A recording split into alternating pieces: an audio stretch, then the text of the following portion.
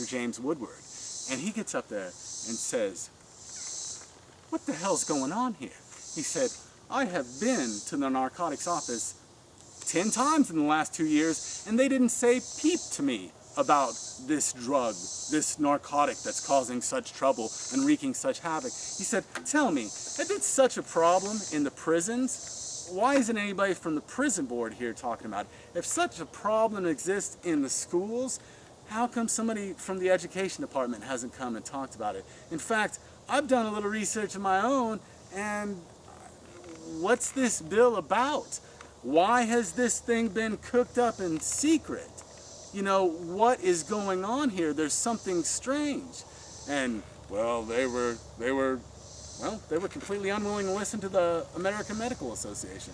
He said, this is, I'll tell you Dr. James Woodward's quote after he found out what the law was really about, because he didn't even know what marijuana was. He was like, "Hey, we should look at this. I don't know what's going on here. I don't know what this thing is, but we should probably put on the brakes and take a look at this." And after that, after his complete, denial of what was going on, the legislators basically said, "Hey, dude, don't try to stand in the way of something the American government is trying to do.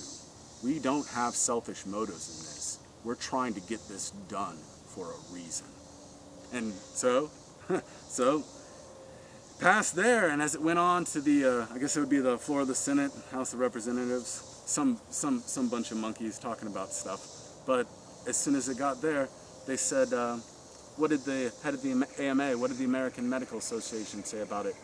And a well-documented lie on the floor of the Senate was the American Medical Association was behind it 100%. It was a lie. It was a well-documented lie that ended up making the first and most cultivated plant in human history illegal. And it was that lie that, I don't know, has caused some unbelievable suffering. Some unbelievable suffering throug't a lot of our existence, at least all of mine, I know. And the reason I say that is this. Now, I'm not calling anyone a Nazi. Now, I know, having heard that, it's like, but, I'm not calling anyone a Nazi, but I just want to look at a couple correlative things real quick. When the Nazis were rising to power in the 1930s, they used propaganda to convince the German people to build a bunch of prison work camps in order to take their undesirables to, their Jews, their gypsies, and their drug users. And while that was going on in the 30s, the gear up, and then we had the big war, right? And after the war, in America, we kind of did the same thing over here. And after the war, we had internment camps, prisons built where we were building munitions, where we were building production facilities for people to make things. And after the war ended, oh, everybody's free from the concentration camps in Europe. And then you come over here, the Japanese are free, the Germans are free, the drug dealers can stay. Drug dealers, drug users, everyone. Because what's basically happened is this, the very element of propaganda, the very element of the manipulation of words is to basically hang a label on somebody. So that, hey, if I can convince in somebody's mind that this person has a label and isn't really a person, they're not a person, they're that label. It's like the Jews had all their stars, the gypsies had, the Muslims had the crescent moon, they had the labels, and they would put the labels on people, and then they weren't really hurting people into concentration camps. They weren't really hurting individuals or humans into work camps. They were hurting a label in there. And of course, the entire society was, well, of course, put them in there. I've heard this, I've heard this, I've heard that about that label. And that's what's gone on with drugs. That we've had these little pot labels labeled on us. We've got little syringe markers as a junkie, or a little bit of powder over here, some sort of cigarette label. But for some reason, we only seem to be really severely punishing the first and most cultivated plant in human history. Now, I'm not saying we're not punishing opium and all the other things. Oh, funny side story to Henry J. Anslinger. He was addicted to morphine all his life. Yeah, he was a real do as I say, not as I do guy. Interestingly enough, he also died later in life from going blind and eventually had a heart attack, both of which could have been helped by cannabis. But I guess irony is alive and well in the universe. That being said, so we've got these prisons, right? And we haven't cleared them out in America. We've got these prisons of primarily Black and Latino. You know, that was what the racism was initially geared against. And if you look at it, I mean, you want to talk about institutionalized racism. Apartheid South Africa locked up about 78 Black men per 100,000. In America, we lock up over 4,000 per 100,000. We have conditions that are 400 times worse than apartheid South Africa. Now, that's scary.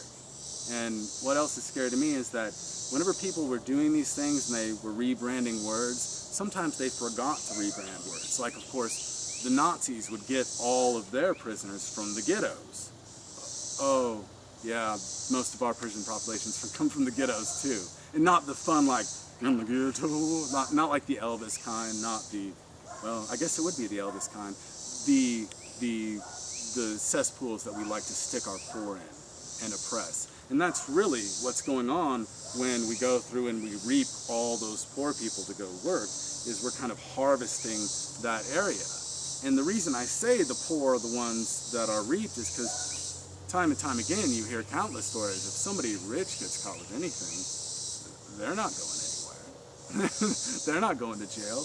And not only that, I've had white friends that have been caught with possession, caught selling,